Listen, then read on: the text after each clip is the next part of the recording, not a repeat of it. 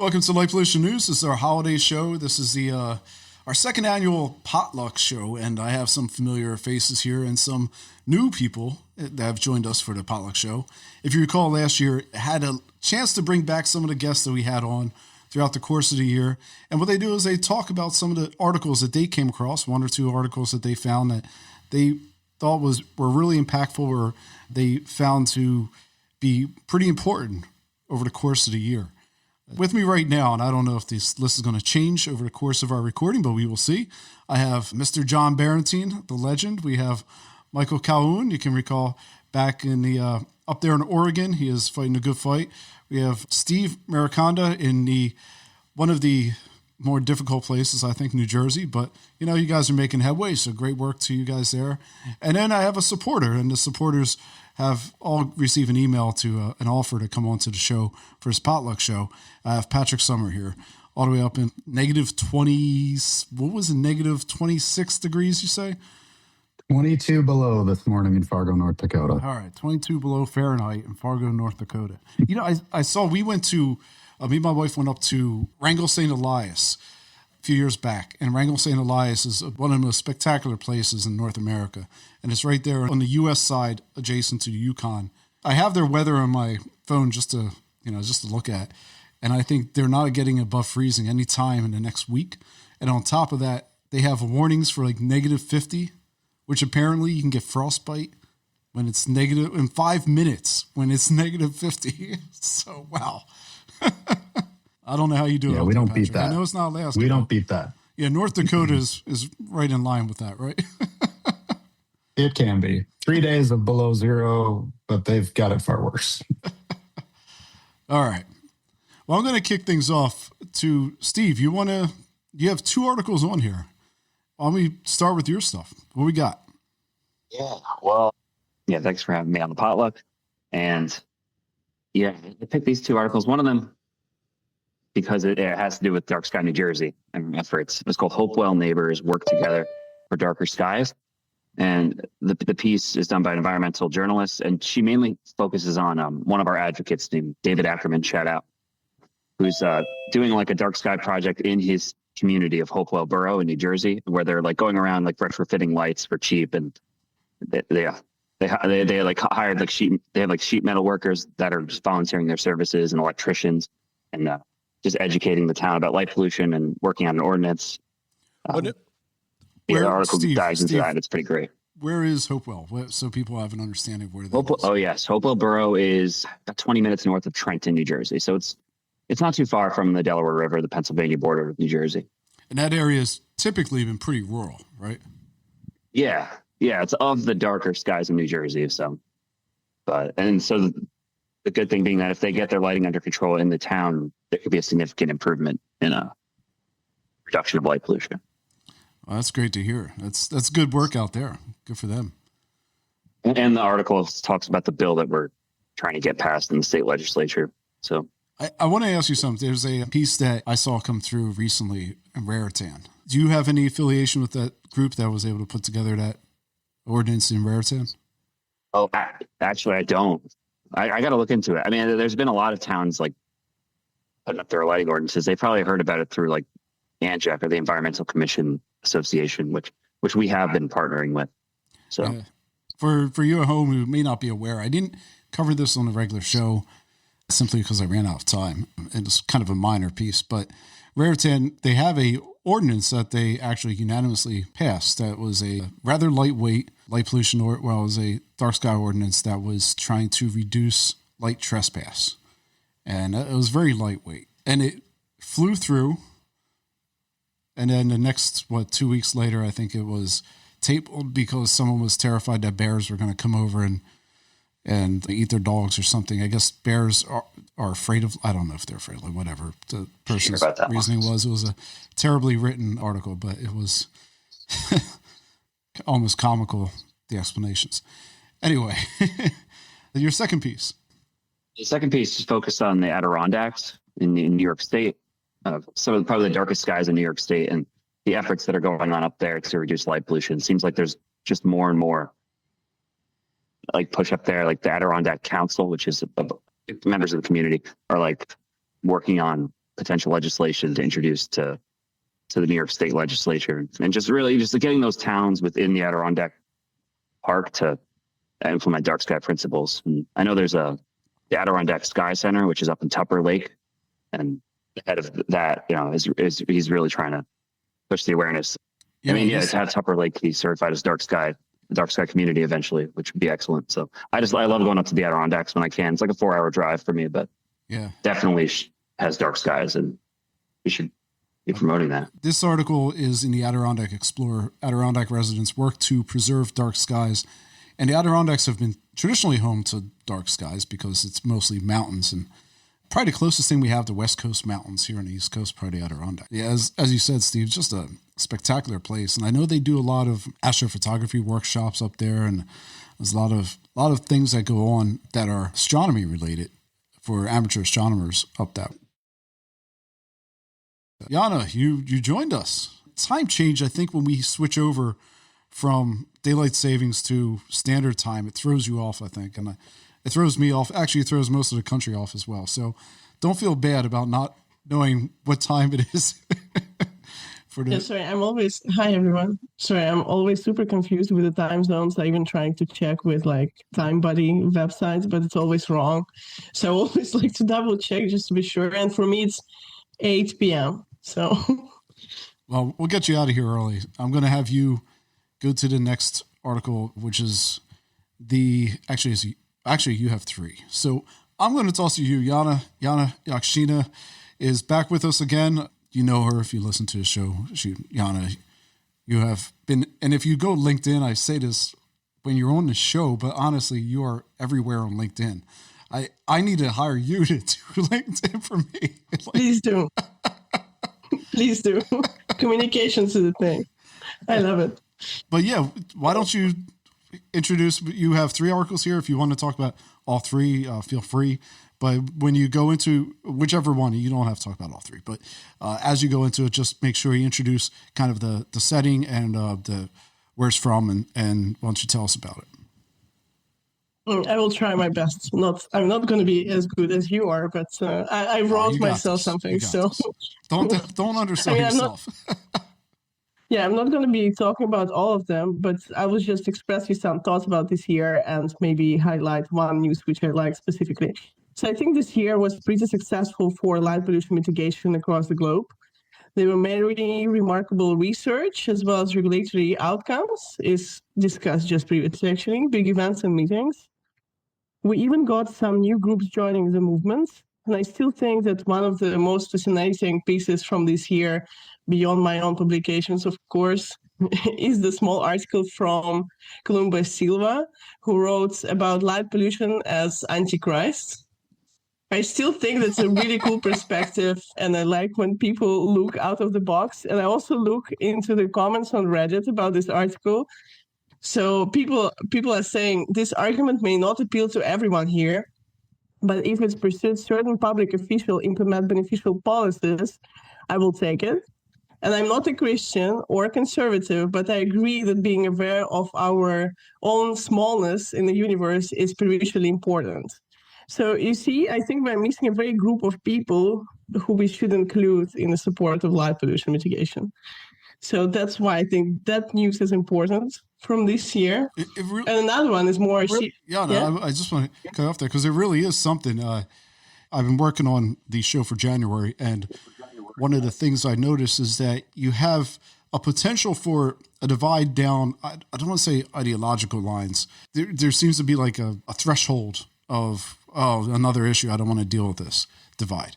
And here you have a way to really, talk to a group that it kind of gets, I don't want to say left out, but they're kind of on the sidelines of this whole conversation. And I agree. That was a great piece, great discussion point. Yeah, I mean, it's not necessarily that I was baptized as an Orthodox Christian when I was 3 years old, so I didn't have much to say. And I'm not very religious, but I think it's important if we're talking about spiritual connection. I think, John, you had an article about some spiritual connectivity and the darkness, if I'm correct, right? Okay. Yeah, John's nodding. Okay. Yeah. I was thinking maybe you can give a comment, but it's fine. The article is really good. So on a more serious note here, I want to talk about Australian efforts to reduce light pollution. And Australian Parliament discussed the Australian Dark Sky Alliance's petition for national legislation for light pollution and dark sky preservation. So somewhere in September, early October this year, Australasian Dark Sky Alliance initiated a petition for the national legislation for light pollution and dark sky preservation. So basically calling Australian government to introduce legislation to limit artificial light at night and its impacts. To be introduced in the parliament, the petition had to gather over 10,000 signatures from only Australian citizens or people who are official residents of Australia. So they posted the petition on LinkedIn, but like you cannot sign it if you are not from Australia, basically.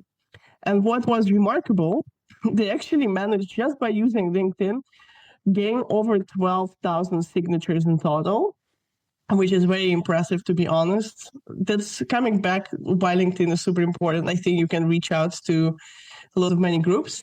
And on 24th November 2025, the petition was officially presented in Australian Parliament by Tony Zappia, I'm sorry for the names here, one of the Parliament's members. And despite that there are no significant results yet, I think it's very positive and important step for Australia to see light pollution being at least discussed at the high regulatory national level. And it also shows an example to other countries that you can, basically the petition system, you have it everywhere, like in a different regulatory system. So maybe it's the way we should at least start communicating with our governments. So that's going to be my inspiring end of the year story.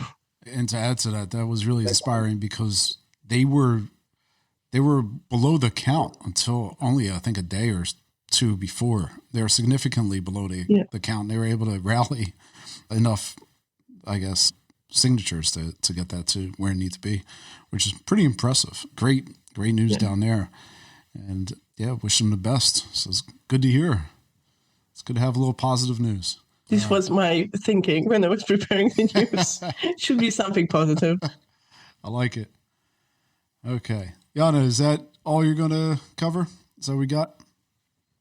Yeah, I think I can talk endlessly, I have a lot of... I just came back from UNUSA meeting in Vienna, which was also very fascinating because UNUSA had Dark and Quiet Skies workshop where we were discussing impacts on satellites. So, I can take the whole hour. So I think I will hang the floor to other people here. Well, I'm going to move over to Patrick Summer, who's one of our supporters. And this one, I laughed for quite a little bit when I saw this article, Patrick.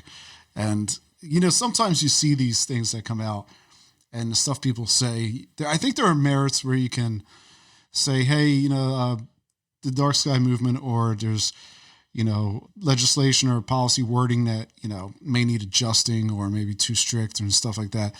But sometimes you get this preposterous stuff. And here's the article that you list. Dark Sky Week deemed dangerous. Fails in North Dakota Senate. And really, why don't you tell us about it? But I know the story behind this, but why don't you go ahead and tell us about this? All right, well, first, thank you for having me.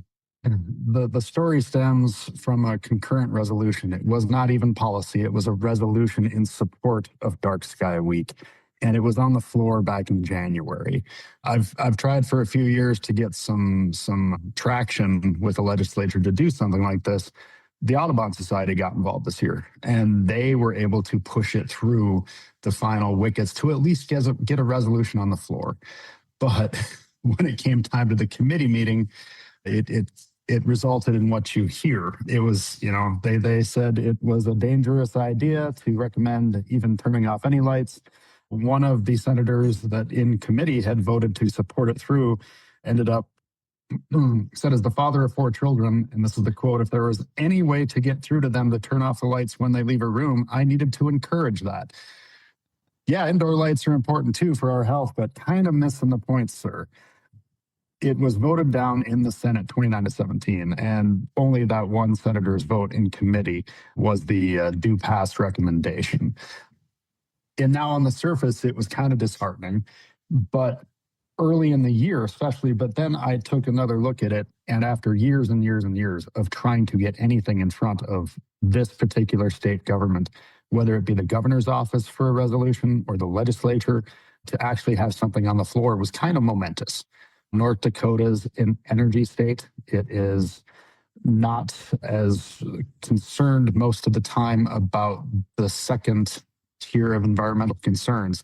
They like to tout the clean air and the clean water, but they don't think a lot about night and how everything interconnects with each other. If you have a clean stream, but the land might be polluted, it's just not the state where they focus on environmental over economy. So this was big, just having it on the floor and under discussion. That was likely a direct result. Later in the year, I was actually able to talk to the North Dakota Game and Fish Department. Hopefully early this year, I will be talking to the tourism department, because they're about halfway through the year starting to realize, hey, we're the only one without a dark sky place in the region. I'm like, yeah, who told you that? So it was nice to get those phone calls. And this might have had something to do with it, even though at the time it felt a little bit comical in a bad way. And it did. I chuckled and said, hey, that's us, when I heard you mention it on your podcast a month or two later. So yeah, I was determined to try to get on this year and talk about how even the setbacks will eventually lead to things in New Jersey and Oregon, and our neighboring state of Minnesota has had good success. Even South Dakota has been considering things, but you got to start somewhere. And this was somewhere. It's great work by you guys. And I remember when this came out, when this story came out, the wording wasn't, I don't think there was any piece of it that said turn off lights. And if it did, it was to aim public lights down, I believe. So there was, I don't think there's any piece here saying turn off the lights, which was even more, you got to love the people who go out there and just try and muddy the waters with truth. Yeah. The politicians, I guess, is the best way to put it. But yeah, that was, and if you look at the resolution, all it says is recognize that, birds migrate and birds are drawn to light. You want to reduce bird mortality. And then it goes on to say like landscape lighting and whatnot turned off during migration season. And then it says, hey, we know that this can be linked to some health issues and, that most of the people live under light pollution. There was nothing in this that I don't think anyone could have seen as threatening. No, there wasn't. And it was targeted more towards the North Dakota conservation community, the hunters, the fishers, the bird watchers. And they're a very good entry point if you're in a tough place, because they seem to know that it's impacting what they're out there doing. And more, not just the birds, but the rest of life, the aquatic life, the mammals on the land. It's all going to impact what they do as recreation or hobbies. And that's what this was aimed for. I got a lot of questions, and I was kind of there as backup. I was like going to chime in on the human health issues and the energy savings. I ended up fielding quite a few of them during the committee session, and it went kind of the way I expected. But again, it was good to get in front of them for the first time ever. And I'm hoping that it will lead to more chances this coming term. We're a biannual session. So the next session will be next year and the year after, And so we've got a whole year of downtime, which to work on legislatures and subcommittees and try to get something more conducive next time they go around. Does that mean, is the capital Fargo? Is that? It's Bismarck. It's Bismarck. It's Western North Dakota. There's a couple of dichotomies of interest and support in the state. I've got a lot of fans, a lot of support here in the Fargo area and the Red River Valley, and I help out Starry Skies North in northern Minnesota. So it's well known what we're about, what we do. Further west you get, until you get to like Theodore Roosevelt National Park, you gotta educate still. We're still in education mode. So it's a bit of a challenge.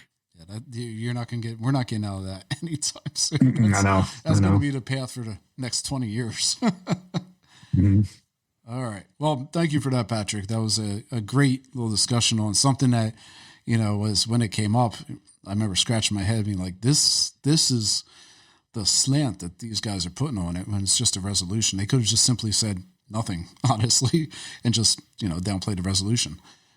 But whatever, it is what it is. So next up, Michael Calhoun, how you doing? How you doing out there, sir? Hi, Bill. Good to see you again, and all your guests here. Great to be here.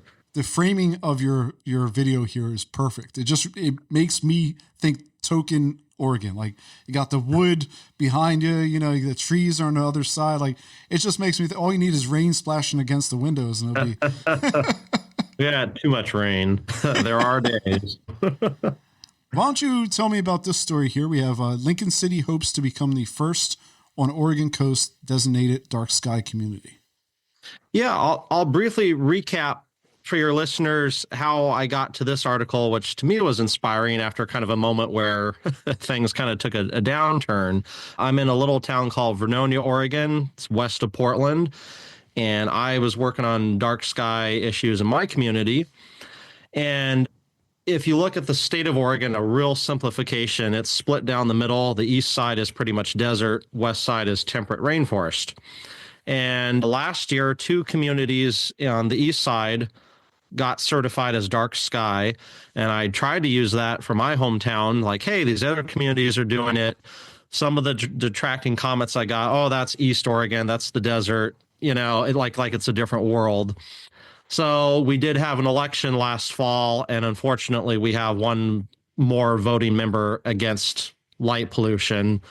Elections have consequences. So at the moment, locally, the project I was working on took a pause with the city. So after that happened, I was kind of reflecting, how to move forward. Why aren't other communities locally doing it? And then I saw this article from Lincoln City, which is right on the coast of Oregon. And if they get certified, it'll be the first west side of Oregon community. And I was really surprised because there's all kinds of coastal communities. This one has a casino, McMansion hotels. It seemed the least likely to be interested in dark city or dark skies, but they are. And the city is on board, the city manager, the mayor, and all the comments on social media, which usually go wacky, were pretty good. The people were liking it. I will admit there was one blogger who was very against it, but he did have the title of the article that made me laugh. It was, God said, let there be light. And then Lincoln City said, not so fast. So you have to find humor in these kind of situations. Cause I'm listening to all the listeners here, and, each one of us for our own reason and is passionate about this, but you do run into people that really just take joy out of seeming to torpedo issues that matter not only to people, but wildlife, our environment. And for whatever reason, there's a faction of folks out there who either don't see the importance or they just want to make it their mission to kill the project. So this gave me hope that a little kind of casino beach town wants to be dark sky. So that it really made me feel, even if you can't locally do it right here and now, others are taking up the mantle. So that's why I really like the article. Wanted other people to see it. Hey, Michael, I got a question for you on this, because I've seen a lot of these strives to become dark sky communities or put in some good ordinances typically be driven, like Patrick said, from birding groups. And it seems like there's a lot of heavy weight behind the birders. Why is simply being able to see the stars such a bad thing to say? Why do people respond so negatively to something like that? I think it's a mix of so many things. It's like death by 1,000 cuts. I think social media, the way I get stuff done, the secret sauce for me is to go in person to council meetings. It's so different in person. But when you take the rabbit hole on Facebook or TikTok or whatever, it's like a different universe. And I see it as a double-edged sword. You do meet folks, like that's how I met all of you great folks today, was through social media and reaching out, and here we all are. So that's the good part. But then, of course, the bad part is just, wow, there is like this, you're with us or against us or very tribal. That's my worldview or experience so far. Yeah, I don't know. It does. There's like political stuff. Oh, you're with that camp or this camp is what I've seen. I'm curious what y'all maybe have seen. but I don't know. I don't know where that comes from, but I do know that, like, seeing someone in real, like at a meeting, and you don't say what you'd say on a I mean, the things people say, that's been, again, my experience. It's like, wow, would you really say that to me in person? So far I've never, well, I had one person, but other than that, I've not actually had like people get in my face and like, we got to get lights and we're going to have crime, well, you guys know. So Well, yeah. And the crime thing always, that's a totally different world to go down, but you're not advocating for no lights, right? And that's the thing that I don't, when I talk to people or I see some stuff come through, op-eds and whatnot, especially I know Summit Daily was a gold mine of people who are disgruntled about Breckenridge. And they all feel like because you want to limit something as much of a nuisance as light trespass is, that way you're making it dark out there and now crime's going to run rampant. And no one's saying turn off the lights. They're saying use it responsibly and don't light up the side of your neighbor's house. And the response is always, well, not always, but there's a group of people out there who respond with, the sky is falling and we're all going to die. That's what seems to trigger some folks. I was listening to Steve and his story about New Jersey, and to actually get an ordinance, I couldn't get a resolution. That seems to be triggering for some folks. I mean, even though you look at any city in the United States, you have 1,000 ordinances. You can't ride a skateboard on the sidewalk, plant corn in the middle of the street. You got some, you got stuff out there, what you can or can't do. And the point I made at these meetings is like, nobody's going to lose sleep over this. Like, we're not, like it's not hurting anyone. It's not financially draining the community. Like, there's so many benefits. And also for this article, I really like that they're going for the tourism part. They have a really strong, to draw people here. And this is another cherry on top of their tourism. So that really made me excited, reading a community that's so forward thinking, which is not every community, neighboring it. So wow, that's good news out of Oregon. I'm glad to see that the West Side is starting to do something. I know we had some bad news out of Portland earlier this year, so hey, I'll take whatever news we can get that's good out of Oregon. All right, going to the actual meat and potatoes, or I guess in this case the turkey and gravy and whatever else you want to throw in there for the main dish. We got Mr. John Barentine with probably one of the most important pieces that came through this year, and that citizen science illuminates the nature of city lights. John, why don't you tell me about this guy? Yeah, well, thanks for having me back on, Bill, and for having me on the potluck in particular. I chose this article that was published this summer in Nature Cities, which is part of the Nature portfolio of scientific journals, as a project that was a long time in coming. And I think it's one of the most important pieces of research that we've seen published in recent years about light at night on really big scales.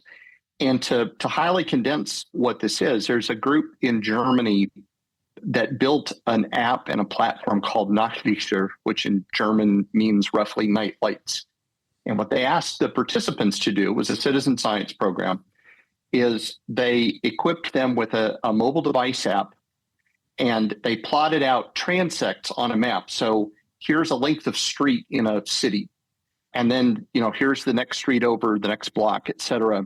And they came up with these sample areas that way. And they asked the volunteers to walk these transects and count every light they could see.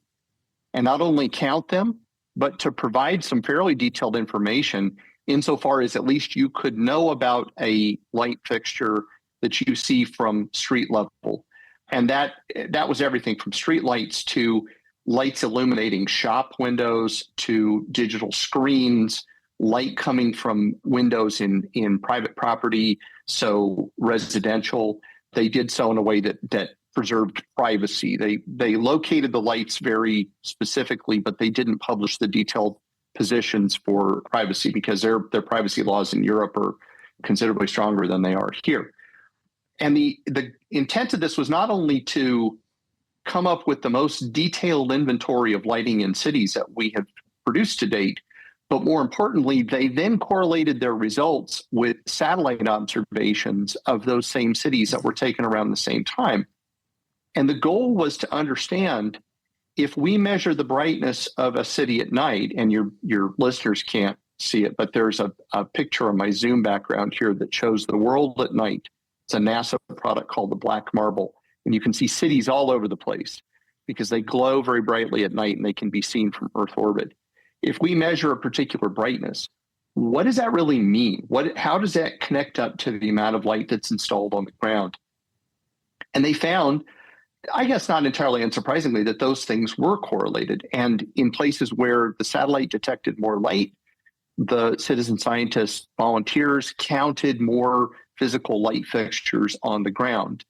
And that correlation held up pretty well. They focused mostly on cities in Germany, but full disclosure, I was one of their participants, and I counted some lights here in Tucson as a point of reference outside Europe. And yet they found similar correlations everywhere. So it's not as though the way we use light here in the United States is just very fundamentally different from the way they use them in Europe or other parts of the world. And so it provides us not only a detailed assessment of the kinds of lighting that are in use on the ground and how they match up with different land use types. Urbanization is, of course, it's been a buzzword for a while now, but as more of the world's population becomes urbanized, the way they're using lights may be changing, and this is a way to get a handle on that. But also so that we know, because we use the satellite measurements for a lot of things to derive a lot of characteristics about places in the world, and in some cases having nothing to do with light pollution, just as an indicator of human activity. But now we have a better handle on how that translates to the actual uses of light on the ground. And it's really the first time that we've had a view that's anywhere near this detailed. And over the span of a few months in the latter part of 2021, so coming out of the pandemic, was a great time to be out, counting lights on the streets as we were all getting out of lockdown. But the group of volunteers counted about 230,000 lights altogether over a survey area that, if you added it up, was about 22 square kilometers. So a really significant inventory like we've never had before. And I think we're just beginning to understand exactly what the data set is telling us and slicing it in different ways and looking at different subsets of it. And it really, I think, provides a pathway forward that if we can get this kind of work funded elsewhere, we now have a roadmap for how you collect this data and a sense of what it can tell us. John, why is it so important that we have this kind of spatial understanding of light? It's important for two reasons. One is our fundamental understanding of the ways light is being used in cities, and that then connects up to things like what kind of light technologies are available and what are the patterns of light usage, just how it's distributed spatially, how it concentrates in certain areas. And because of the level of detail in the data that were collected, we're able to take, look at just the illuminated signs, or look at just the illuminated windows, et cetera, or just the streetlights. And so if we want to understand where are the areas that we could target for our advocacy about making changes, we need to know how people are using those sources of light. But the other reason is that I think this provides some useful talking points when dealing with elected officials, especially in cases where we could get that data on the ground in a particular city and then show it to those elected officials who are making decisions about the permitted uses of light in the city, or how they're going to distribute their street lighting as the city grows, and making those kinds of decisions, that it's much more impactful to say, here's real data about your city, rather than it being an abstract concept, in hopes that they will then consequently make better decisions. I have one more piece here, John, that's from Dr. Mata. I didn't know if you wanted to speak to it. Dr. Mata couldn't make it today. I didn't want to necessarily jump into it personally because I can't speak to it as well as you can. So would you be open to taking that one? Yes. And the article that he pointed out was the first author on that is Daniel Windred, who's with Flinders University in Australia. But the data in this study was taken from a large cohort of people in the United Kingdom, and it adds up to almost 89,000 people. And it's their and what I found their biobank, right? It's their biobank, yes. And so this is records that are coming through the UK National Health Service, if listeners are familiar with this. And they randomized it so it wasn't individually identifiable. And the article here is the personal night light exposure predicts incidence of cardiovascular diseases in greater than 88,000 individuals. And I think what's distinct and important about this paper is I was just talking about satellite measurements, and I said that people are using satellite measurements of light at night to match up with all kinds of things that are well beyond light pollution. And one of the kinds of articles that we've seen a lot of in the last 10 years are where people will take the satellite maps of light at night and they will match them up with epidemiology data for all kinds of diseases and disorders. And when you match those things up, you find often, even when you control for other factors, that the amount of light at night in an area is a predictor for the incidence of certain kinds of diseases. But it's easy to dismiss that at the same time and say, well, the satellite is measuring light in the outdoor environment. Most people get their light exposure in indoor spaces. How good can that be if we don't know how much light individual people are receiving? The difference in this kind of study, and there are now some others as well that are beginning to do this, but this was sort of the tip of the spear, is they put little wearable light sensors on the people in the study.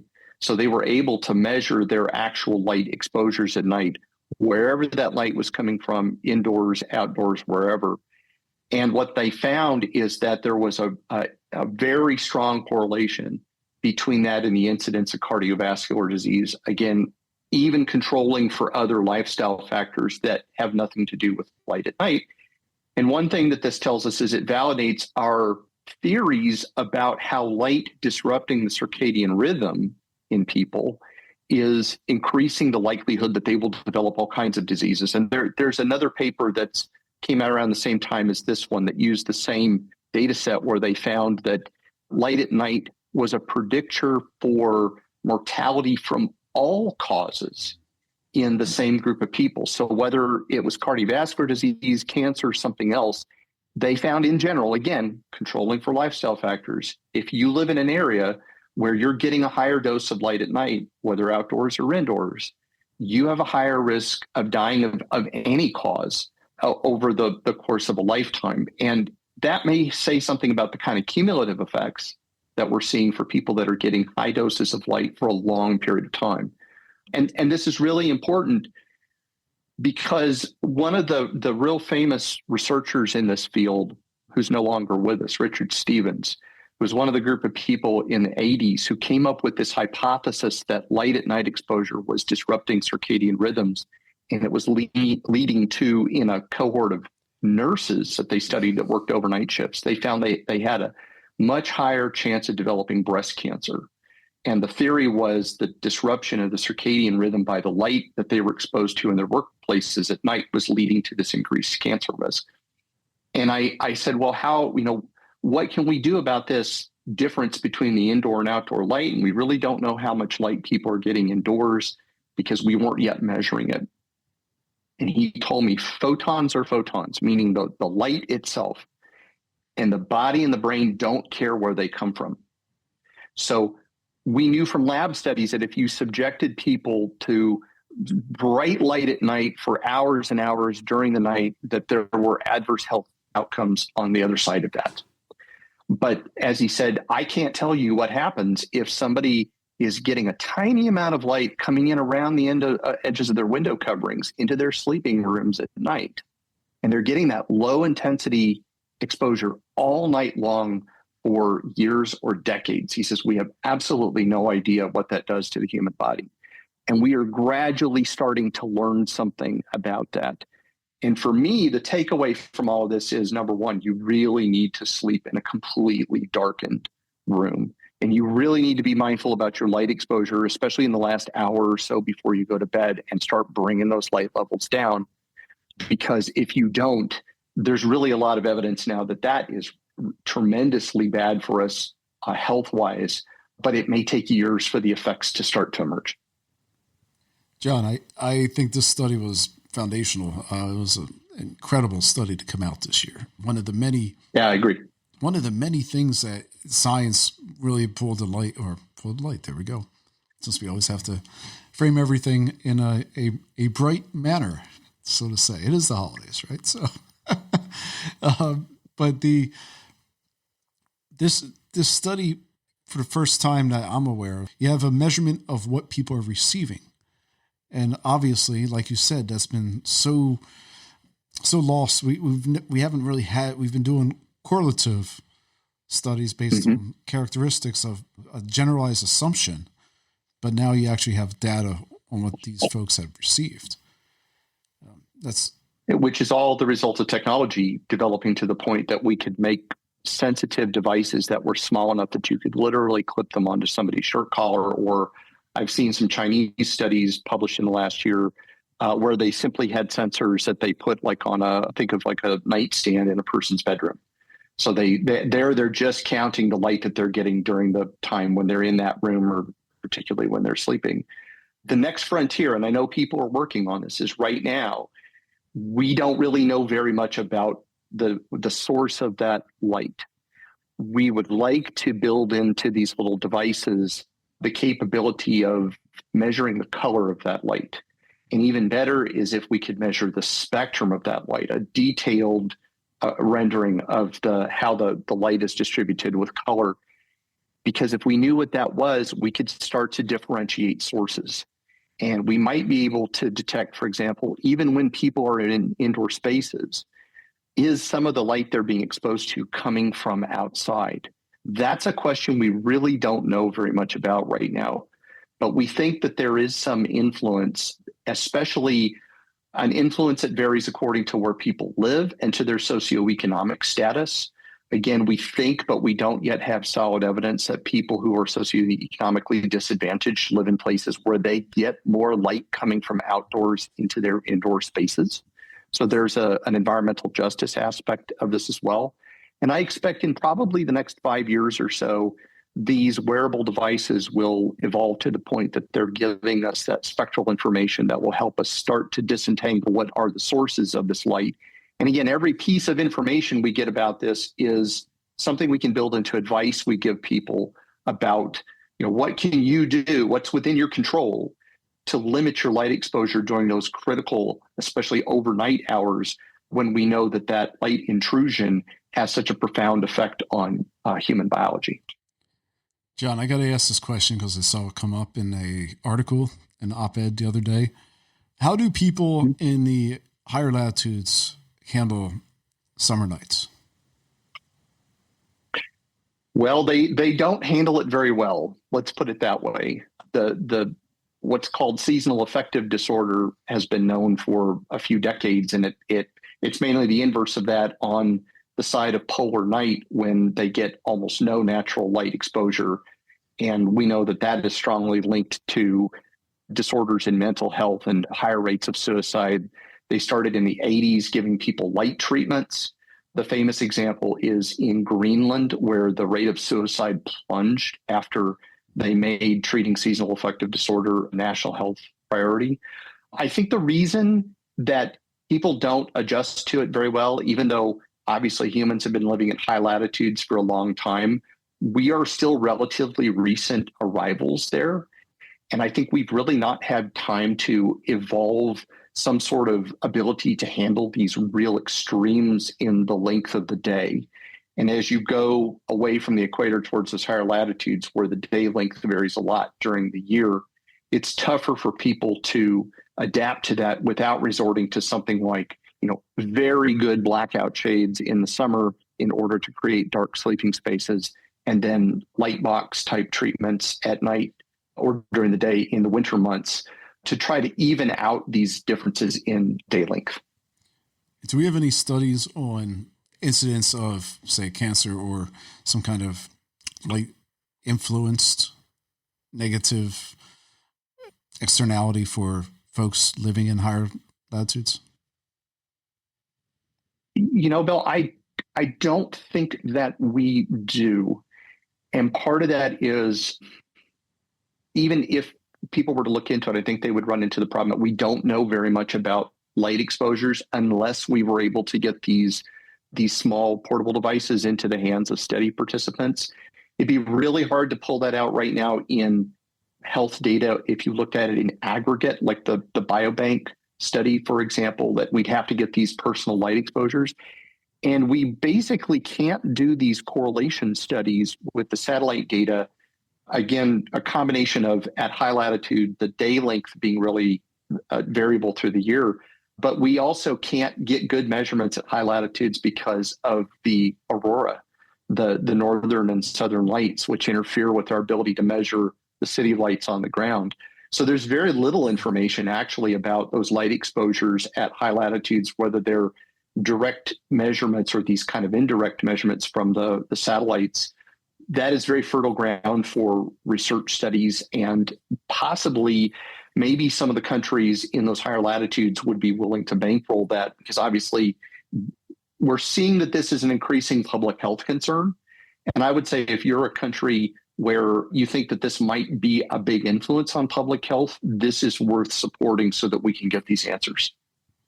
That's a great opportunity. Anyone? I see Steve, you got a hand up there. Yeah, I was going to say, just in terms of not being able to measure the satellite data as accurately due to the factors of the aurora and that seems to be where the personal detection devices for lighting really would be the gold standard for, measuring the light exposure and seeing about the associated harms. John, yeah, absolutely. I think, it's the way of the future now that it is technologically possible and the price of these are coming down. There are some open source plans out there on the web. You can essentially build your own version of this, but there are now commercially available devices. But I expect that the cost is going to come down.